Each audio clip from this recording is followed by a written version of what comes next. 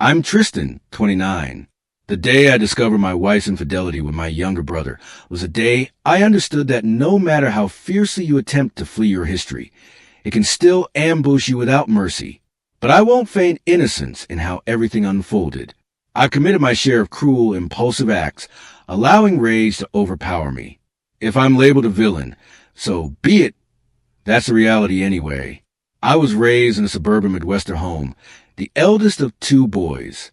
My parents claimed they loved us equally, but anyone else would tell you Paul, my brother, was a favored child from the start. He received all the extra care, the larger servings at meals, the shiny new toys. I was the one constantly told, be a good older brother. Paul's younger. He needs more from us. That might seem innocent, but it fostered resentment like a slow-seeping toxin. By my teenage years, the pattern was clear. They'd applaud Paul for minor achievements, while my significant milestones went unnoticed. The day I was accepted into college, for example, my parents warned me not to boast in front of Paul to avoid making him feel inferior. Then they threw him a celebration for some insignificant math competition, completely disregarding that my acceptance was a monumental achievement. That was the day I decided I was finished with them. At 18, I left home, secured student loans, and never glanced back. I didn't speak to them for years, scraping by on meager wages during college, living in a tiny studio with a friend. Meanwhile, Paul continued his cushy life under their roof, free from financial strain. By my mid-20s, I carved out some success in the tech industry. I worked for a data analytics firm, gradually climbing the corporate ladder. That's when I met Alyssa. She was 25, tall, with a self-assurance that commanded attention. She carried herself with pride, spoke her mind, and declared she'd never settle for mediocrity. I was foolish to feel honored she picked me. We dated for a whirlwind year, me covering most of our expenses while she bounced between marketing jobs. Then she quit working entirely, deciding I should be enough to support her. I convinced myself it was love, that she'd eventually find her calling. Instead, we rushed into marriage, and I sank into the role of sole provider, enabling her stay-at-home lifestyle. For a while, I thought this was normal. I'd grown up in an unbalanced household, and some warped part of me was accustomed to it. Then Paul reached out to me on social media. He said our parents missed me, that they regretted our past conflicts. Maybe I was lonely or naive, but I agreed to meet them. I thought people change, right? Maybe this can be a fresh start. Our initial interactions were polite, if strained. I introduced Alyssa to them, and to my surprise, they all seemed to click. Dad told me, see, we can be a family again. Mom praised Alyssa's fashion sense. Paul began stopping by to watch sports with me occasionally. I tried to relax around him, pushing aside the lingering bitterness from childhood. Eventually, Paul started visiting more often than I found reasonable. He'd linger in the kitchen while Alyssa cooked or show up in the afternoon when I was at work. I felt a vague discomfort, but couldn't pinpoint why. Then Alyssa announced she was pregnant. I won't lie, I was elated. I'd never pictured myself as a father, but hearing the news, my heart leaped. For the first few weeks, I was overjoyed, but something felt off. Paul began acting strangely, placing his hand on Alyssa's stomach, joking, I'm going to be the best uncle in the world, then winking at her in ways that felt too familiar. I'd return home from work and find them whispering. If I asked what was going on, Alyssa would roll her eyes and snap, relax, he's just excited. But the tension in the room clung to me like static. I tried to dismiss it, telling myself I was being paranoid. A part of me desperately wanted it all to be in my head. Then one day, I discovered a pair of men's boxers under my bed that definitely weren't mine. They were some flashy designer brands. I stared at them, my mind racing. Alyssa never wore men's underwear. There was no reason for these to be near our bed unless another man had left them there. My blood boiled. My ears rang. Yet I couldn't bring myself to confront her immediately. I needed more proof. I began secretly checking her phone. I'm not proud of it, but suspicion can drive a person to desperate measures. I waited until she was asleep, then crept to the nightstand and scrolled through her messages. What I discovered were flirtatious exchanges with my brother, Paul, stretching back months, complete with explicit photos and references to hooking up in my own bedroom. They joked about me never figuring it out.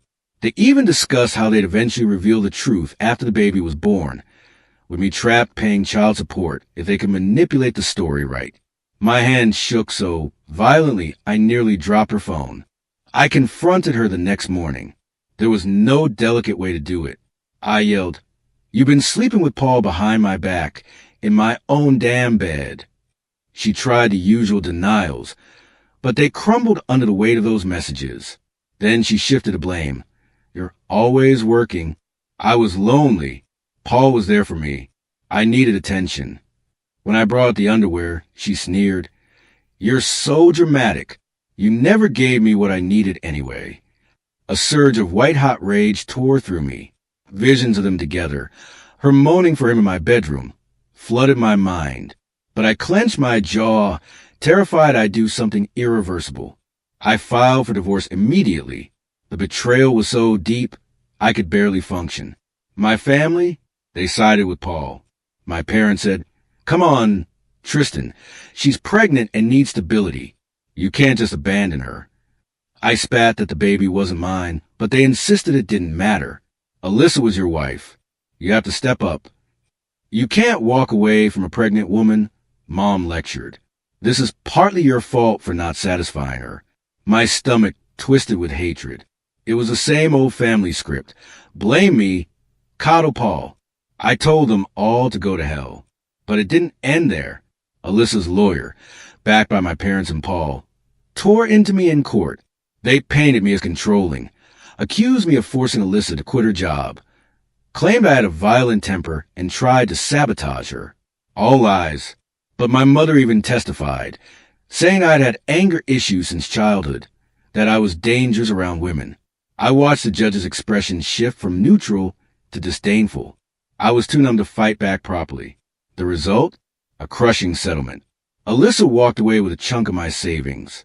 I kept the house, but it felt tainted. Every room now a reminder of their betrayal. For months, I drowned in fury and humiliation. I drank myself to sleep, dragged myself to work exhausted, and snapped at co-workers who asked personal questions. Still, I channeled some of that bitterness into my job, refusing to let them see me break. Eventually, my efforts caught the attention of upper management, and they promoted me.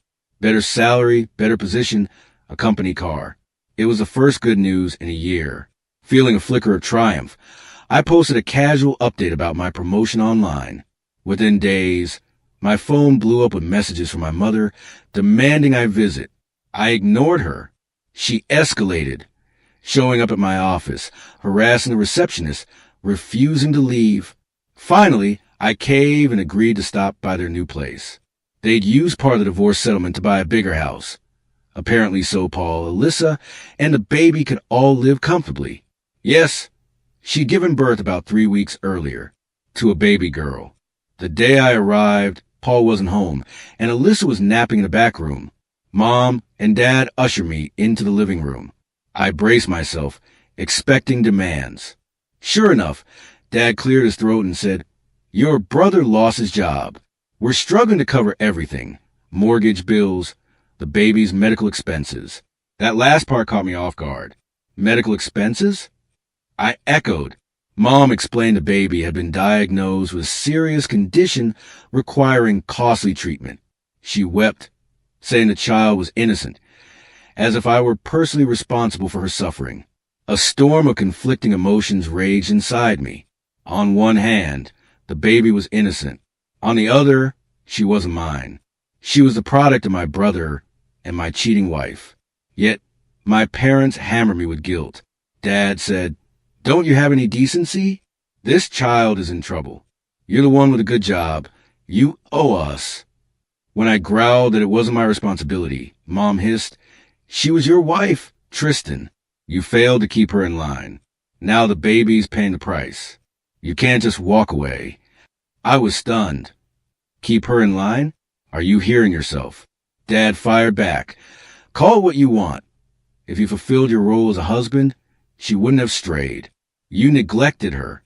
That's on you. My blood turned to lava, but I forced my expression to stay blank. Then Dad dropped an even more absurd accusation. Besides, you never bothered to guide your brother when you were kids. You were always distant, wrapped up in your own world, never showing Paul the right way. Maybe if you'd been a proper older brother, none of this would have happened. Something inside me shattered. I stared at them, hands shaking with fury. So now you're pinning Paul's entire life on me. They actually nodded. I realized I couldn't spend another second in that house. I turned and marched toward the door, without another word. As I yanked it open, Paul was just stepping onto the porch. The second he saw my face, he tried to speak, but I shoved past him. He grabbed my arm, voice dripping with fake concern. Hey man, can we talk? My father rushed over, demanding I hear him out. I tore my arm free and spat. I'm done talking to any of you. I stormed down the walkway, light rain stinging my face. Paul hurried after me, cutting me off by the driveway. He wore this pathetic grin, like he was about to perform some grand act of reconciliation. Look, I get you're pissed, but Alyssa needed attention, man. You were never around. I just stepped up. You can't blame me for that. That smug excuse was the final spark. My vision tunneled to red. I roared, "Shut your mouth," and lunged at him. My fist connected with his chest as my other hand twisted in his collar. Behind us, Mom screamed like a banshee. Every ounce of restraint evaporated. Paul flailed, trying to break free. I drove him backward until his heel caught the curb. Then, in a blind rage, I spotted his car parked haphazardly behind mine. Chest heaving, I stormed over, ripped open the driver's door, and slammed my foot on the gas while wrenching the wheel, grinding the side of his car into a hedge. It wasn't totaled, but the screech of metal was satisfying. In the chaos, Paul shrieked, "Have you lost your mind?" I whirled back and slapped him, hard enough that my palm burned. He staggered, clutching his face like I'd pulled a knife. Mom wailed something incoherent. Dad bellowed, "Stop, Tristan." But I was beyond reason. I yanked Paul close and hissed in his face, "You screwed my wife in my own house. You worthless piece of shit. Come near me again and I'll bury you." Paul gasped like a fish out of water. He actually tried justifying again. "She needed me, man. You basically served her to me on a platter by ignoring her." The audacity made me hit him again, not caring about the neighbors gawking from windows. Finally, Dad wedged between us, shoving me back. "Get the hell away from him, Tristan," he roared. I stood there, lungs burning. Paul cradled his jaw, eyes blazing. For a second, I thought he'd swing back. Instead, he spat, "You're a psychopath," and limped toward his dented car. I turned to my parents, their faces twisted in horror. Before Dad could speak, I snarled, "Don't you dare blame me for his choices. He's the one who fucked my wife. That's on him." Dad's mouth opened, then snapped shut as he glared. "We still need money for that baby's treatment. You want your niece to die." The word stabbed. I had to remind myself, she's not my child, not by blood, but my gut still twisted as I turned to leave. Dad grabbed my shoulder. "Don't walk away. You're the eldest. You think you can attack your brother and just leave? You OWE us." His fingers dug in. Every nerve in my body screamed. I spun and knocked his hand away. "Oh, you? After you lied in court? After you testified against me? Keep pushing, and I'll break more than your pride." He got in my face, jabbing a finger at my chest. "Watch your tone. I'm still your father." I barked a laugh. "Father? You stopped being one the day I walked out at 18. His lips thinned. "We never abandoned you, Tristan. You left your brother behind. Now you have the gall to come here, wreck his car, assault him, and refuse to help a sick baby." The venom in his voice made me snap. I hauled back and slapped him, so hard my palm went numb. He stumbled, cursing, hands flying to his cheek. Mom screamed, "OH, my God, you monster." Dad gaped at me, eyes wide with shock. Then he yanked out his phone. "I'm calling the police," he growled. I froze, adrenaline roaring in my ears. Part of me wanted to smash that phone against the pavement, but I stepped back instead, breathing ragged. Fine, let him call. Maybe I deserve this. I'd attacked both my brother and father, but in that moment, I was too furious to care. In the distance, Paul was rummaging through his damaged car, his expression equal parts terrified and enraged. Dad dialed with trembling hands, his voice shaking with fury. My son just assaulted me and his brother. Send officers, immediately. He rattled off their address. Mom glared at me, tears streaking her face, wailing about how I'd lost all control. I took another step back, trying to steady the violent tremors in my hands. This had spiraled far beyond reason. Sirens wailed in the distance. Soon neighbors, who'd definitely been watching from behind curtains, started creeping onto porches for a better view. I didn't run. I stood there, letting the drizzle soak into my hair and jacket. Dad paced near the doorway, wincing as he prodded his reddened cheek. Paul hovered behind him, pressing an ice pack to his face. The squad car rolled up. 2 officers stepped out, one older with a hardened stare, the other younger, more cautious. Who called us? Dad raised a shaky hand and pointed at me.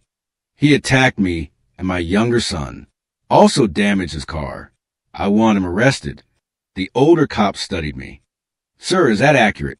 I drew a slow breath. I hit them, I admitted quietly, but they provoked me.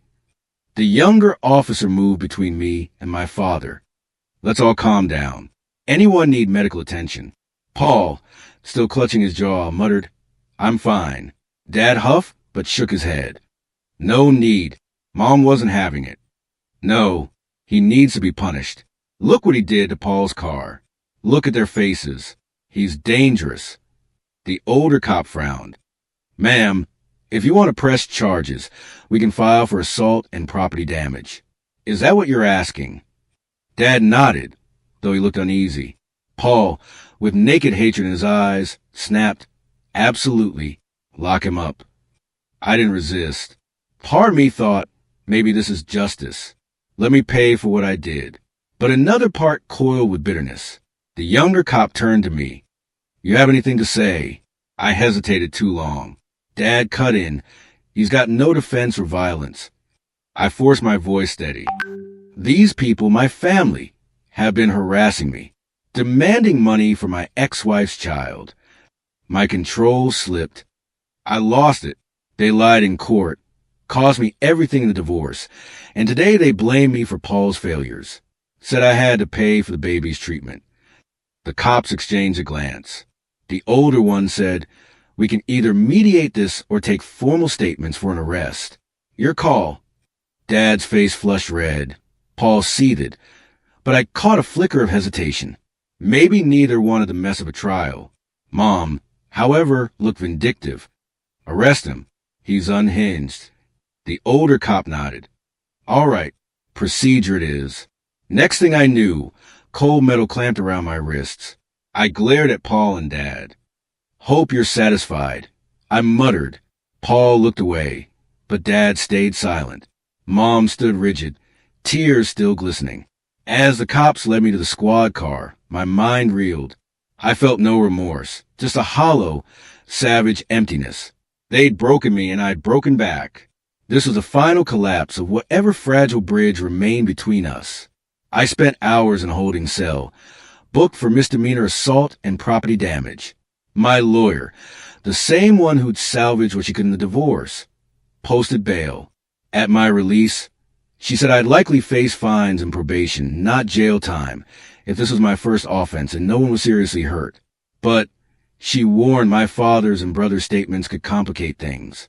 And they did. Dad's written testimony painted me as a ticking time bomb with a lifelong history of violence. Paul submitted photos of his bruises and car damage. Mom gave a tearful account of how she feared for her life. Meanwhile, I attempted to demonstrate to the judge how my family had conspired against me during the divorce proceedings, but there was no denying I'd physically assaulted them. The judge delivered a stern lecture about anger management before sentencing me probation and a substantial fine to cover Paul's car repairs and alleged medical expenses, whiplash and a sprained wrist, according to him. My father and brother didn't bother hiding their smug expressions in court. The humiliation burned, but I accepted the punishment silently. Returning home, the fiery rage that sustained me transformed into a hollow void. By losing control, I confirmed their narrative about me being unstable. In their eyes, I was exactly the violent monster they described. Yet this didn't deter their harassment. A mere week after the hearing, my mother called from a blocked number. Against my better judgment, I answered. Her sobbing voice described how the baby's condition had deteriorated, how they needed specialized treatment, and how any decent human being would help. My finger hovered over the end call button, but a sliver of guilt made me pause. Why isn't Paul paying? He's the father, I demanded. Her wails intensified. He lost his job. We're drowning in medical bills, appointments, medications, possibly surgery. She caught her breath, then delivered a masterstroke. Tristan, you introduced them. If you kept them apart, none of this would be happening. That baby wouldn't be suffering. The mental gymnastics astounded me. So now I'm responsible for your golden boy knocking up my wife. How dare you, she gasped. That's my son you're talking about. Rubbing my temples, I exhaled sharply. We're done. Don't call again. I disconnected, but they wouldn't relent. Days later, my parents appeared at my doorstep, a bold move considering the pending restraining order from the assault case, though technically it restricted me from approaching them. Dad pounded on the door, shouting about family obligations. When I opened it a crack, I detected fear beneath his bluster. He squared his shoulders. This is your last chance to do right by your family. Mom hovered behind him, voice quivering. Please, Tristan, that baby's in constant pain. We're about to lose the house. You're our only hope. Dad added quietly, you owe us. The audacity made my jaw clench. I owe you? For what? Humiliating me in court? Bankrolling Paul's affair with my wife? Having me arrested? Mom played her trump card, tears welling. She's your niece, Tristan. Don't punish an innocent child because you hate us. My breath hitched. The baby shared my DNA through Paul, but we had no connection. Yet the image of a suffering infant unsettled me. Dad pressed the advantage. You could save her life with that promotion money. Refuse, and you're basically her killer. The word killer struck like a physical blow. Two warring voices battled in my head. One insisting the child was innocent, the other raging about being extorted by these hypocrites. My decision came out cold and final. Not a penny. Maybe Paul should try job hunting. We're out of time. Mom sobbed. She needs surgery soon. A grim numbness settled over me. You made this mess. Live with it. I slammed the door. Their pounding continued, but I didn't budge. Dad threatened to call the police again. For what? Refusing to fund their poor decisions? Eventually, they left. I half expected Alyssa to come screaming for more money. Instead, she contacted my lawyer, requesting a private meeting at a diner. Against legal advice, I went. She arrived looking exhausted, but venomous. Leaning across the table, she hissed, Think you're untouchable? I'll find a judge who'll increase your alimony. Your assault charges make it easy. I kept my voice flat. We're divorced. Settlements paid. We're done. Her smile turned predatory. The courts believed me last time. Now I can prove you're unhinged. Test me. The bile of bitterness rose in my throat. So this is blackmail? Pay for Paul's kid or you'll fabricate more claims. She shrugged. The baby's sick. Paul's useless. Your parents are broke. You have money. So yes. A red haze threatened my vision, but I contained it. Not my child, not my problem. Her parting shot as I stood to leave. How's that conscience? Letting a baby suffer because you're petty. Then softer. If she dies, that's on you. I walked out before I did something irreversible. For weeks, I silenced my phone, blocking all of them. They tried every tactic. Threats, guilt trips, even recruiting distant relatives to plead their case. But I was done. Yes, pangs of guilt about the baby crept in. But I reminded myself, not my child, Not my fault. Paul and Alyssa's betrayal created this disaster. Let them handle the consequences. According to a later email from Mom, which I foolishly opened, Paul failed at job hunting. They'd sold valuables, borrowed from relatives, and scheduled the baby's surgery. If anything goes wrong, she wrote, it's on your conscience. Those words festered in my mind for days. Sleepless nights became routine. I'd stand in the shower, shaking with unresolved fury, replaying the confrontation. Paul's smirk, Dad's accusations, Mom's theatrics. Maybe I was a monster for hitting them, but I refused to remain their ATM. This moral war raged until I felt nothing but numbness. Then, a month later, an anonymous knock at my door, peering through the peephole, revealed nothing, just a basket on the step. Inside, medical bills, a typed invoice, and a hospital photo of the baby hooked to tubes. Scrawled in red across the paperwork, "Are you proud of yourself? She might not make it." My hands trembled as I carried it inside. The amounts were astronomical. After agonizing minutes, I called my lawyer. "Legally, do I owe anything?" "No," she confirmed. "Not biologically yours. Not on the birth certificate. They'd never win in court." I stare at the baby's photo. So fragile, so innocent amidst this ugliness. Then, with deliberate motion, I dumped everything in the trash. No more manipulation. If that made me the villain in their story, so be it. Real life doesn't wrap up neatly like some morality play. I remained in town, throwing myself into work, while carefully avoiding my family's neighborhood. My father had threatened to involve the police if I came near them, so I made certain our paths never crossed. When my mother attempted one final contact, I blocked every number she might use. I can only imagine how often Paul and Alyssa cursed my name. As for the baby's fate, whether she survived her surgery, I deliberately avoided finding out.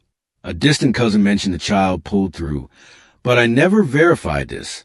Part of me hopes that innocent girl grows up untouched by her parents' toxicity, that she becomes someone better than all of us. As for me, I moved forward. The probation period eventually ended. The fine stung but didn't cripple me.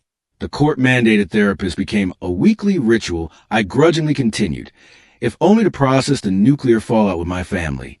A full year passed. My probation concluded. The final payments cleared. The day my legal restrictions lifted, my father left one last voicemail. "You can't escape what you did to this family. This isn't over." I listened to his trembling rage exactly once before deleting it.